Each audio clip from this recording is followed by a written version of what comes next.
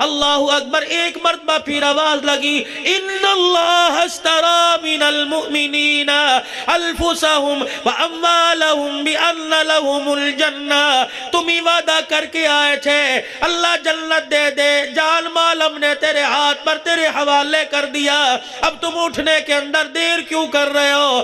بیوی شوہر کی طرف دیکھ کے کہنے لگی، یہ آواز سن رہے؟ کہا کہ میں نے بھی سنی۔ کہ تو نے سنی؟ کہا کہ پھر گھر کیوں بیٹھا ہے؟ قسم اللہ کی مجھے پتہ لگتا میرا حسن تجھے اللہ کے راستے میں جانے سے روک دے گا، میں تیرے ساتھ نکاح ہی نہ کرتی۔ نعرہ تکبیر، حاجت روا مشکل کشا، حاجت روا مشکل کشا حضرت مولانا عبدالحنان صدیقی صاحب، نعرہ تکبیر۔ انہوں نے کہا مجھے پتا ہوتا تیرے ساتھ نکاح نہ کرتی۔ انہوں نے کہا اللہ کی بندی، تیرے حسن کی وجہ سے میں جہاد میں جانے سے اپنے آپ کو روک نہیں رہا، بلکہ سوچ یہ رہا ہوں تیری جوانی کا کیا بنے گا۔ انہوں نے کہا میری فکر چھوڑ، واللہ لا یضیعنی، اللہ مجھے ضائع نہیں کرے گا۔ کیوں؟ جب ماں باپ کے گھر میں تھی ان کے دل میں بھی خیال آیا تھا، کہاں کالے رنگ کا صحابی اور کہاں حسن و جمال والی۔ تو میں نے کہا نہیں تھا اتردون امر رسول اللہ، اللہ کے رسول کے حکم کو مت ٹھکراؤ، نہ یہاں جگہ ملے گی نہ وہاں جگہ ملے گی۔ واللہ لا یضیعنی، جا میری فکر نہ کر۔ اللہ اکبر کبیرہ، دونوں کی آنکھوں میں آنسو، دونوں نے آنکھوں میں معاملہ وعدہ کر لیا کہ حوض کوثر پر ملاقات کریں گے۔ الوداعیہ کلمات کہہ کے گھر سے نکلا، میدان کے اندر اترا، لڑے شہید ہو گئے، جنگ ختم ہوئی۔ میرے نبی نے اعلان فرمایا کون بچا؟ قطار لگ گئی، یہ بچ گیا، یہ کہا کون شہید ہوا؟ سب شہیدوں کے بارے میں بتلایا۔ حضور نے گردن اٹھائی، فرمایا جلابی مجھے نظر نہیں آ رہا، کہاں ہے؟ جاؤ تلاش کرو۔ ایک گیا نہیں ملا، دوسرا گیا نہیں ملا، تیسرے نے ڈھونڈا نہیں ملا۔ رحمت والے نبی نے ارشاد فرمایا خبردار جاؤ، پہاڑوں کے دامن میں دیکھو، درختوں کی چھاؤں میں دیکھو، مٹی کے تودوں کے نیچے دیکھو، کہیں نہ کہیں پڑا نظر آئے گا۔ اللہ غنی، ایک جوان دوڑتا آیا، کملی والے 7 کافروں کے درمیان مرد قلندر پڑا ہے، معلوم ہوتا ہے 7 کو جہنم میں پھینکا، تب اللہ کے دربار میں پہنچا۔ حضور نے یوں اعلان نہیں فرمایا کہ جاؤ جا کے اٹھا کے لاؤ، بلکہ رحمت والا نبی استقبال کے لیے خود تشریف لے گئے۔ جہاں جلابیب رضی اللہ تعالیٰ عنہ آرام فرما رہے تھے، شہید ہوئے پڑے تھے، جسد پڑا تھا، نبوت نے یوں کر کے باہیں پھیلا دی۔ آپ نے فرمایا اسے اٹھاؤ میرے بازووں پہ رکھ دو۔ رحمت والے نبی کے بازووں پر جلابیب کو رکھ دیا گیا، اور کسی کی گود میں مال آئے گا، کسی کی گود میں سونا آئے گا، کسی کی گود میں چاندی آئے گی۔ نصیبوں والے نبی کے غلام، تمہیں جگہ ملی تو نبی کی گود ملی، قبر کی جگہ ملی تو جنت کا ٹکڑا ملا۔ میرے نبی علیہ السلام نے بازووں پر اٹھایا، 3 مرتبہ ارشاد فرمایا جلبیب منا وانا منہ، جلبیب منا وانا منہ، جلبیب منا وانا منہ۔ ارشاد بھی فرما رہے، روح بھی رہے ہیں، آنکھوں سے آنسو نکل کر جلبیب کے ماتھے پہ گر رہے ہیں، خون اور آنسو آپس میں دونوں مل رہے ہیں۔ بار بار فرما رہے، او لوگو سن لو، جلابیب میرے میں سے، میں جلابیب میں سے، جلابیب میرے میں سے، میں جلابیب میں سے، جلابیب میرے میں سے، میں جلابیب میں سے۔ ہاتھوں پر اٹھا رکھا ہے، فرمایا قبر تیار کرو۔ جب قبر تیار کر دی گئی، حضور قبر میں خود اترے، اپنے گھٹنے قبر پہ ٹیکے، جلابیب کو قبر میں اتارا، چہرہ دیکھ کے فرمایا، آنسو گر رہے تھے، لے یار اللہ کے حوالے۔ اتنا جملہ نبی کی زبان سے نکلا، ایک کونے سے چیخوں میں دھاڑے مار مار کر رونے کی آواز آئی۔ میرے نبی نے دیکھا ابو بکر رو رہا ہے، آپ نے فرمایا صدیق کیوں رو رہے ہو، کیا بنی؟ کہ اسے دیکھ کے رشک آ رہا ہے، آج کالے رنگ والا ہم سب سے بازی لے گیا ہے۔ رحمت دو عالم صلی اللہ تعالیٰ علیہ وسلم جلابیب رضی اللہ تعالیٰ عنہ کی تدفین کے بعد گھر چلے گئے۔ فرمایا کہاں ہے وہ نوجوان لڑکی؟ اللہ اکبر، جب ماں انکار کر رہی تھی، ابا بھی کعبے کے قدم بھی ڈاما ڈول تھے، اس نے کہا تھا مجھے مبارکباد دو، میرے لیے دولہا کملی والے نے پسند کیا۔ کہاں گئی وہ بچی جو بار بار کہہ رہی تھی اتردون امر رسول اللہ واللہ لا یضیعنی، रोती हुई वापिस आई, हुजूर का चेहरा देख के रोने लग गई। रहमत वाले नबी ने क्या फरमाया, बेटी क्या बात है? कि कमली वाले सुहाग उजड़ गया, दामा ने रहमत में लेकर आबाद कर दो। हुजूर ने फरमाया बैठ जा। रहमत वाले नबी के पास बैठ गई। नबूवत ने हाथ उठाए, फरमाया तू भी हाथ उठा, कमली वाला दुआ करेगा, बेटी तू आमीन कहना।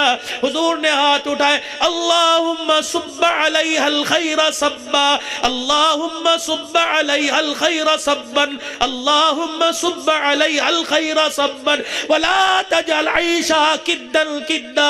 ऐ अल्लाह इस बेवा औरत को किसी का मोहताज ना बनाना, इतना दे कि अल्लाह इसे छोड़ना हो। साहबा कहते हैं वसल्ली अलैहिम इन्ना सलातका सकनुल लहु। नबी की दुआ रंग ले आई। हमने देखा जलबीब की घरवाली पर जैसे आसमान से बारिश बरसती वैसे रिज़्क़ बरसे करता था। हमारे घरों के अंदर आटा खत्म हो जाता, हमारे घरवालियां जलबीब के घर से आटा ला के अपने घर में रोटियां पकाया करती थी।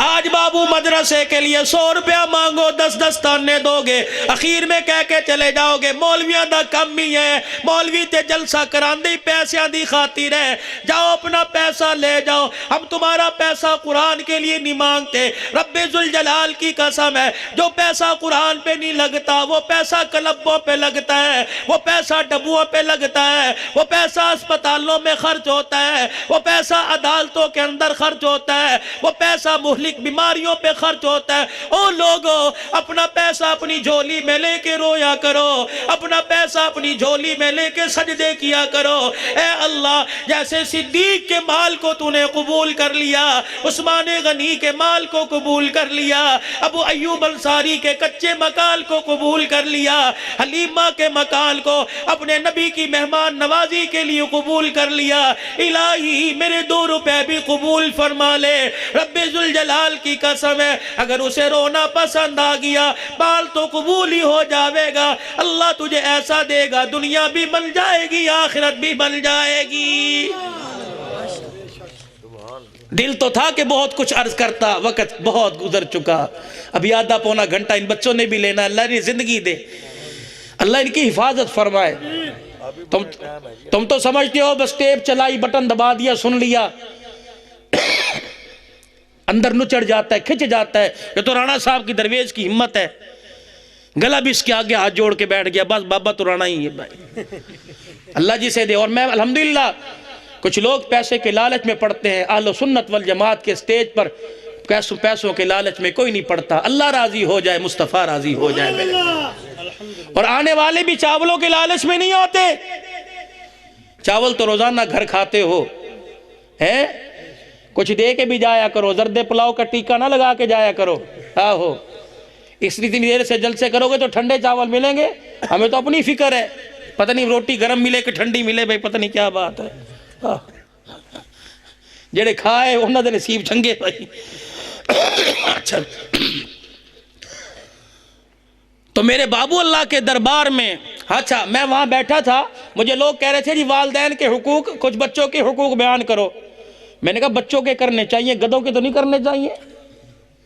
बच्चा आंदा केड़ा नजर है, जड़ा प्यो नु कहंदा ओए अब्बा, ओ बच्चा खोता है। मैं बच्चों के हुकूक तो तब बयान करता बाप कब्र में होता, ये छोटा बच्चा बाप की कब्र पर कुरान खोल के बैठा होता, मैं तब हुकूक बयान करता। मैं उस बच्चे के हक क्यों बयान करूं? अब्बा कहता पुत्र पानी पियाई, अब्बा मैं थकिया होया, आप भी पीते मैनू भी पिया। ये बच्चा मैं ऐसों के हुकूक बयान नहीं करता, मैं इन मजलूमों के हुकूक बयान करता हूँ जिनकी वक़्त से पहले दाढ़ी सफ़ेद हो गई है। इससे पूछो बाबा तूने तो देसी घी खाए हैं, इंडिया की तूने ग़िज़ाएँ खाई हैं, बूढ़ा क्यों हो गया? का बच्चा जो करतूत करके घर आता है कहीं ना कहीं से कान में आवाज़ पड़ जाती है, बच्चे के करतूत मुझे बूढ़े कर देते हैं। हमारी उम्रों के हम छोटे छोटे थे, हमारे माँ बाप हमारा हाथ पकड़ के मस्जिद ले जाया करते थे और कहते थे ए मेरा बेटा नमाज पढ़ रहा है, ये मेरा बेटा कुरान पढ़ रहा है।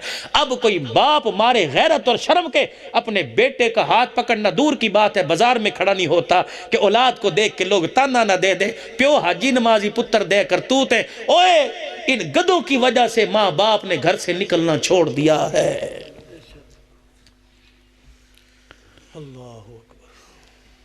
اولاد کا پہلا حق سنو کیا ہے؟ اولاد کا پہلا حق، ابھی بچہ ماں کے پیٹ میں نہیں آیا، اس کا وجود ہی کوئی نہیں، اولاد کا پہلا حق، اولاد کا پہلا حق کہ ایسی لڑکی لے کے آ جس عورت کی گود قرآن والی ہو۔ پہلا حق اولاد کا، پہلا حق اولاد کا، ایسی گود لا جس گود میں قرآن ہو، ایسی گود لا جس گود میں ربی بن سلیمان آیا ہو۔ اللہ اکبر کبیرہ، احساس چھوڑ دیے۔ جو نبی دوسروں کی دستگیری کے لیے آیا تھا، ماں باپ کے حقوق بتلانے آیا تھا، کیا پتا تھا اس غمخوار نبی کو ایک وقت آئے گا میرے دروازے سے فقیر خالی نہیں جاتا، ایک وقت آئے گا میرے امتی کے دروازے سے بیٹی روتی ہوئی جائے گی، میرے امتی کے دروازے